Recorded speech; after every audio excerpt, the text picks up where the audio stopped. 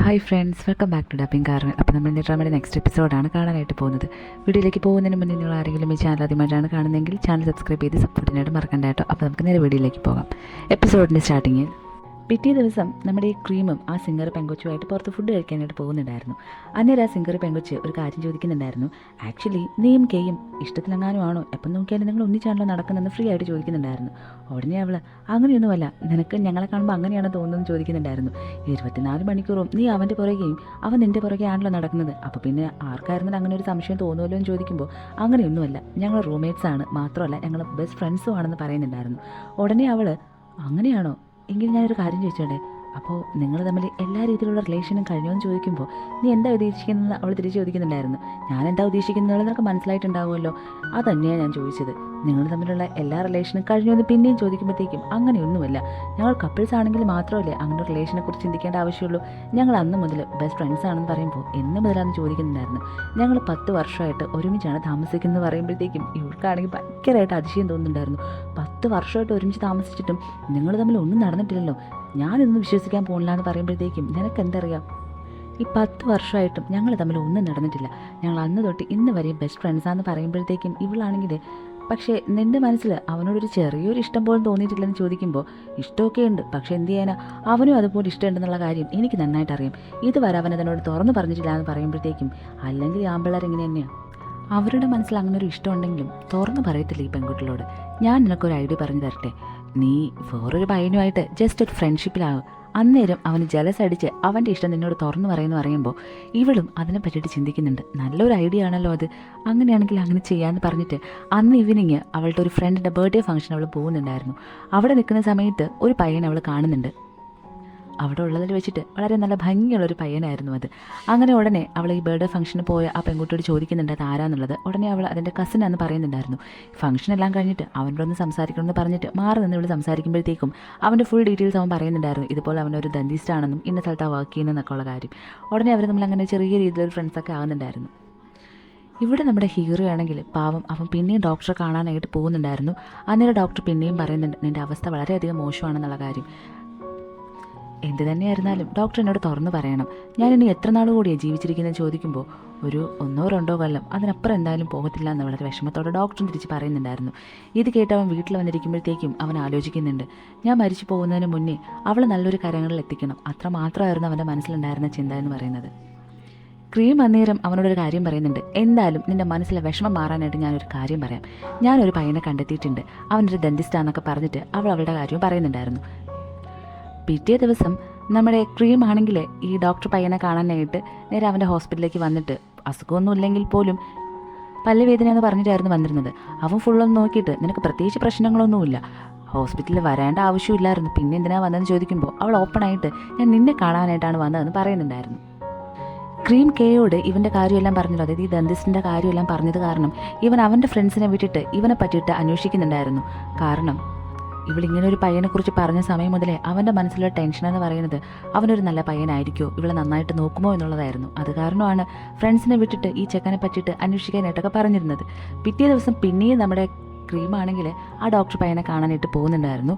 പോയിട്ട് ഇന്ന് ഈവനിങ് നമുക്ക് പുറത്ത് പോയാലോ എന്ന് ചോദിക്കുമ്പോൾ അതെന്തിനാന്ന് അവൻ തിരിച്ച് ചോദിക്കുന്നുണ്ടായിരുന്നു. ചുമ്മാ ഒന്ന് വന്ന് നോക്ക്, നിനക്കിവിടെ വർക്കൊക്കെ കഴിഞ്ഞ് കഴിഞ്ഞാൽ ഈവനിങ് എന്തായാലും ഫ്രീ ആവുമല്ലോ, അപ്പം നമുക്ക് എന്തായാലും പുറത്ത് പോകാമെന്ന് പറയുമ്പോൾ അങ്ങനെ രണ്ടുപേരും അന്ന് വൈകിട്ട് നേരെ പുറത്ത് പോകുന്നുണ്ടായിരുന്നു.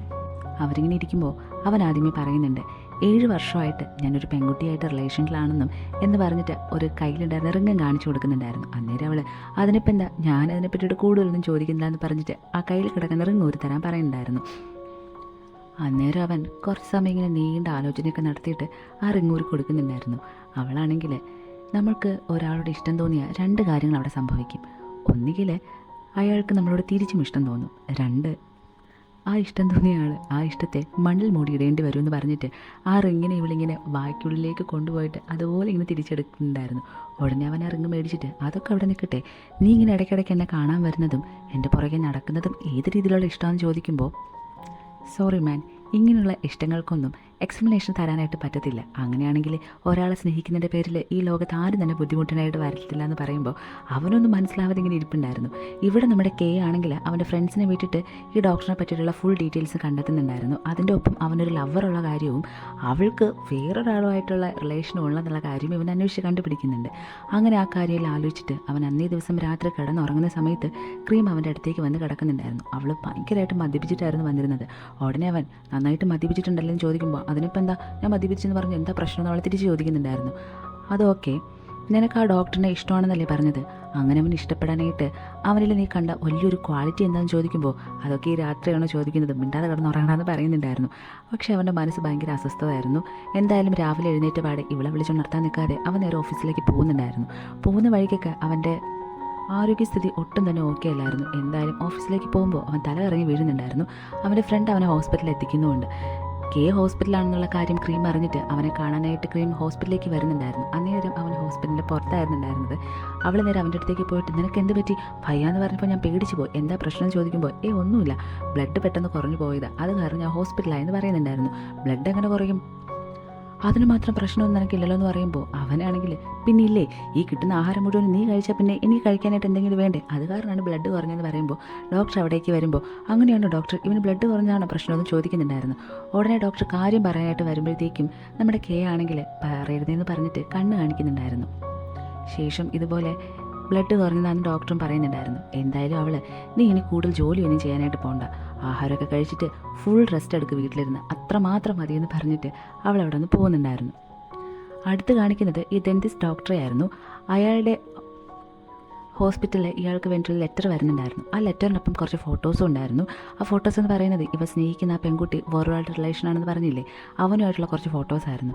ഇത് കണ്ടപാടെ അവളെ മീറ്റ് ചെയ്യാനായിട്ട് അവൻ പോകുന്നുണ്ടായിരുന്നു. എന്നിട്ട് ഇത് കൊടുത്തിട്ട് ഇതിൻ്റെയൊക്കെ അർത്ഥം എന്താ, 7 വർഷം ഞാൻ നിന്നെ സിൻസിയറായിട്ടാണ് സ്നേഹിച്ചത്, പക്ഷേ നീ എന്നൊരു ബഫൂണാക്കി വെച്ചിട്ട് വേറെ ആളുമായിട്ട് നിനക്ക് റിലേഷൻ ഉണ്ടല്ലെന്ന് പറഞ്ഞത് കാണിക്കുമ്പോൾ അപ്പോൾ ഈ 7 കൊല്ലവും നീ എൻ്റെ പുറകെ നടന്ന് ഇൻവെസ്റ്റിഗേഷൻ നടത്തിയതാണല്ലേ, അല്ലെങ്കിൽ പിന്നെ ഇങ്ങനെ ഫോട്ടോസൊന്നും എടുത്ത് വെക്കത്തില്ലല്ലോ എന്ന് പറയുമ്പോൾ ഇത് എവിടെ നിന്ന് വന്നതാണെന്നോ ഇതെനിക്ക് ആരയച്ചതാണെന്നോ എനിക്കറിയത്തില്ല, പക്ഷേ ഇതിൻ്റെ സത്യം എന്താണെന്നുള്ളത് എനിക്ക് അറിഞ്ഞേ പറ്റുള്ളൂ എന്ന് പറയുമ്പോൾ സത്യമൊന്നുമില്ല, എത്ര നാളെന്ന് പറഞ്ഞിട്ട് ഞാൻ നിന്നെ തന്നെ സ്നേഹിക്കുന്നത്, ഒരു ചേഞ്ച് ആരായിരുന്നാലും ആഗ്രഹിക്കത്തില്ലേ, അത് കാരണമാണ് എനിക്ക് വേറൊരാളുടെ ഇഷ്ടം തോന്നിയത്, പക്ഷേ അത് കുറച്ച് ദിവസത്തേക്ക് മാത്രം, കല്യാണം കഴിഞ്ഞാൽ ഇവരെയൊക്കെ ഞാൻ അവോയ്ഡ് ചെയ്യുമെന്ന് പറയുമ്പോൾ അവനത് ഭയങ്കരമായിട്ട് വേദനിക്കുന്നുണ്ടായിരുന്നു.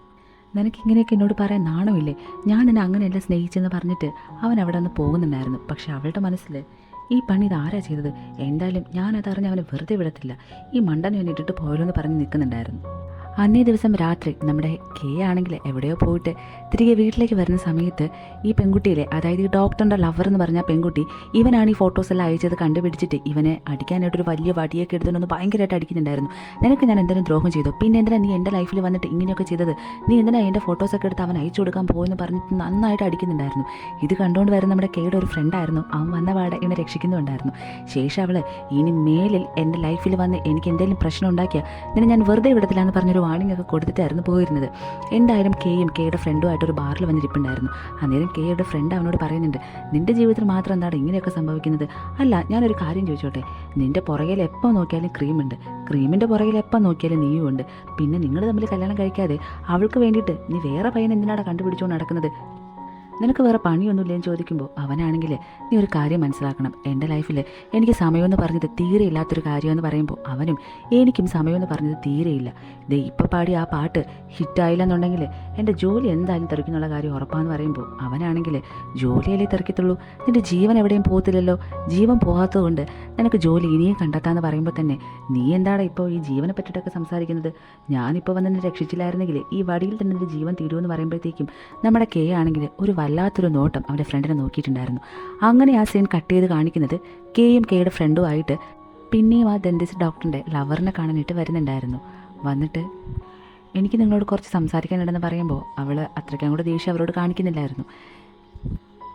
എനിക്കിനി തീരെ പറ്റില്ല, ഇനി അത് മറച്ചു വെച്ചിട്ടും കാര്യമില്ല എന്ന് പറഞ്ഞിട്ട് അവൻ്റെ റിപ്പോർട്ടേഴ്സ് എടുത്ത് നേരെ അവളുടെ കയ്യിലേക്ക് കൊടുത്തിട്ട്, എൻ്റെ കുട്ടിക്കാലം മുതൽ ഞാൻ അനുഭവിക്കുന്നൊരു വേദനയുണ്ട്, എനിക്ക് ക്യാൻസർ ആണെന്ന് പറഞ്ഞ ദിവസം മുതൽ എൻ്റെ അമ്മ എന്നെ എന്നും വഴക്ക് പറയും അടിക്കുകയൊക്കെ ചെയ്യുമായിരുന്നു. അങ്ങനെ ഒരു ദിവസം അവരെന്നെ തനിച്ചാക്കിയിട്ട് എന്നെ വിട്ടിട്ട് പോയി. അതിനുശേഷം എൻ്റെ ജീവിതത്തിൽ സന്തോഷമെന്ന് പറഞ്ഞ് ഞാൻ അനുഭവിച്ചിട്ടുണ്ടെങ്കിൽ ക്രീം എൻ്റെ ലൈഫിലേക്ക് വന്നതിന് ശേഷമായിരുന്നു. അവൾ വന്നതിൽ പിന്നെയാണ് എനിക്ക് ആരെങ്കിലും ഉണ്ട് എന്നുള്ളൊരു തോന്നൽ എനിക്ക് തോന്നിയതും ഞാൻ എൻ്റെ ജീവിതത്തിൽ സന്തോഷം എന്താണെന്ന് അനുഭവിച്ചതും. അതുകൊണ്ട് അവൾക്ക് വേണ്ടിയിട്ട് ഞാൻ എന്ത് ചെയ്യാനും തയ്യാറാണ്. ഇപ്പോൾ അവൾക്കൊരു പയ്യനെ ഇഷ്ടമാണ്. അതാണ് നീ സ്നേഹിക്കുന്ന ആ ഡോക്ടർ.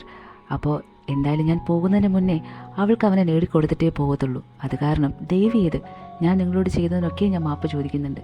ദയവ് ചെയ്ത് നിങ്ങൾ അവനെ അവൾക്ക് വിട്ടുകൊടുക്കണമെന്ന് പറയുമ്പോൾ അവൾ ഓക്കെ പറയുന്നുണ്ടെങ്കിലും ഒരു കണ്ടീഷൻ അവൾ വെക്കുന്നുണ്ടായിരുന്നു. ആ കണ്ടീഷൻ എന്താണെന്ന് നമ്മുടെ കെ ചോദിക്കുന്ന സമയത്തായിരുന്നു, ഞാനിങ്ങനെ ഡെത്ത് റിലേറ്റഡ് ആയിട്ട് ഒരു ഫോട്ടോഷൂട്ട് നടത്തുന്നുണ്ട്, അതിൽ നിനക്ക് സമ്മതമാണെങ്കിൽ നീ ഈ പറഞ്ഞ കാര്യത്തിനും ഞാൻ ഓക്കെ ആണെന്ന് പറയുമ്പോൾ ഒറ്റ സ്റ്റെപ്പിൽ തന്നെ എനിക്ക് പറ്റത്തില്ല എന്ന് പറഞ്ഞിട്ട് നമ്മുടെ കെയും ഫ്രണ്ടുമായിട്ട് അവിടെ നിന്ന് പോകുന്നുണ്ടായിരുന്നു. അന്നേ ദിവസം രാത്രി ഇത്രയും ലേറ്റ് ആയതൊന്നും നോക്കാതെ നമ്മുടെ ക്രീം ആണെങ്കിൽ ആ ഡോക്ടർ പയ്യൻ്റെ അടുത്തേക്ക് വരുന്നുണ്ടായിരുന്നു. വരുന്ന സമയത്ത് എന്തോ സ്നാക്സ് ഐറ്റംസ് ഒക്കെ മേടിച്ചിട്ടായിരുന്നു വന്നിരുന്നത്. അത് അവനും കൊടുത്തിട്ടിരുന്ന് കഴിക്കുന്ന സമയത്ത് അവൻ പറയുന്നുണ്ടായിരുന്നു, 7 വർഷം ഞാനൊരു പെൺകുട്ടിയായിട്ട് ഇഷ്ടത്തിലായിരുന്നു, പക്ഷേ ഇന്നേ വരെ അവൾ ഇതുപോലെ രാത്രി എന്നെ കാണണമെന്നോ എൻ്റെ ഒപ്പം ഇരുന്ന് ഫുഡ് കഴിക്കണമെന്നോ പറഞ്ഞ് വന്നിട്ടേ ഇല്ല എന്ന് പറയുമ്പോൾ അതിനിപ്പോൾ എന്താ, നീ അത്രയ്ക്കൊന്നും വിഷമിക്കൊന്നും വേണ്ട, വേണമെങ്കിൽ ഞാൻ എല്ലാ ദിവസവും സ്നാക്സ് മേടിച്ചിട്ട് നിനക്ക് കൊണ്ടുവന്ന് തരാമെന്ന് പറഞ്ഞ് അവൾ കളി പറയുന്നുണ്ടായിരുന്നു. അവനും ചിരിക്കുന്നുമുണ്ട്. അടുത്ത് ഇവർ രണ്ടുപേരും കൂടെ ഫുഡെല്ലാം കഴിച്ച് കഴിഞ്ഞിട്ട് നേരെ വരുന്നത് മറ്റേ പെൺകുട്ടി ഒരു പാട്ട് പാടിച്ചിട്ടുണ്ടായിരുന്നില്ലേ, ആ പാട്ട് മാത്രമല്ല അതിൻ്റെ ഷൂട്ടിംഗ് നടക്കുന്നുണ്ടായിരുന്നു. അതിൻ്റെ മേൽനോട്ടം വഹിച്ചുകൊണ്ടിരുന്നത് നമ്മുടെ കെ ആയിരുന്നു കേട്ടോ. അങ്ങനെ ക്രീമും ആ ഡെന്റിസ്റ്റ് പയ്യനും കൂടെ വന്നിട്ട് ക്രീമാണെങ്കിൽ ഇവനെ നമ്മുടെ കേക്ക് പരിചയപ്പെടുത്തി കൊടുക്കുന്നുണ്ടായിരുന്നു. ശേഷം അവൾ നമുക്ക് പുറത്ത് പോയാലോ 3 പേർക്കും കൂടെ പോകാമെന്ന് പറയുമ്പോൾ കെ ആണെങ്കിൽ നിങ്ങൾ 2 പേരും കൂടെ പോയാൽ മതി, എനിക്ക് കുറച്ചധികം പണികളുണ്ടെന്ന് പറയുന്നുണ്ടായിരുന്നു. അത് അവൾക്കൊന്ന് ഭയങ്കരമായിട്ട് വിഷമം തോന്നുന്നുണ്ടായിരുന്നു. ആക്ച്വലി ഇവന് കുറച്ച് ജോലിയുണ്ടെന്ന് പറഞ്ഞത് എന്താണെന്ന് പറഞ്ഞു കഴിഞ്ഞാൽ, ഇന്നലെ ആ ഡെന്റിസ്റ്റ് പയ്യൻ്റെ ലവറാണെങ്കിൽ ഇവനോട് പറഞ്ഞിട്ടുണ്ടായിരുന്നില്ലേ അവളൊരു ഡെത്ത് റിലേറ്റഡ് ആയിട്ടൊരു ഫോട്ടോഷൂട്ട് നടത്തുന്നുണ്ട്, അത് കാരണം തന്നെ കുറച്ച് ഫോട്ടോസ് എടുക്കണമെന്ന്. അപ്പോൾ അവൻ നോ പറഞ്ഞെങ്കിലും ഇപ്പോൾ അത് ഓക്കെ പറഞ്ഞിട്ട് ഫോട്ടോ എടുക്കാനായിട്ട് വന്നിരിപ്പുണ്ടായിരുന്നു. ആക്ച്വലി ഇവ മരിച്ചു പോകുന്നതിന് മുന്നേ എങ്ങനെയെങ്കിലും ക്രീമിനൊരു ലൈഫ് ഉണ്ടാക്കി കൊടുക്കുക, അതിന് വേണ്ടിയിട്ടായിരുന്നു അവൻ ഈ പെടാപ്പാട് പെട്ടുകൊണ്ടേയിരുന്നത്. എന്തായാലും അങ്ങനെ ഈ എപ്പിസോഡ് കഴിയുവാണ്. അടുത്ത എപ്പിസോഡ് ഞാൻ വേഗം തന്നെ അപ്ലോഡ് ചെയ്യുന്നതായിരിക്കും. അപ്പോൾ നിങ്ങൾക്ക് വീഡിയോ ഇഷ്ടമായെങ്കിൽ ലൈക്ക് ചെയ്യുക, ഷെയർ ചെയ്യുക, ചാനൽ സബ്സ്ക്രൈബ് ചെയ്ത് സപ്പോർട്ട് ചെയ്യുക. അടുത്ത എപ്പിസോഡായിട്ട് കാണാം. ടാറ്റാ.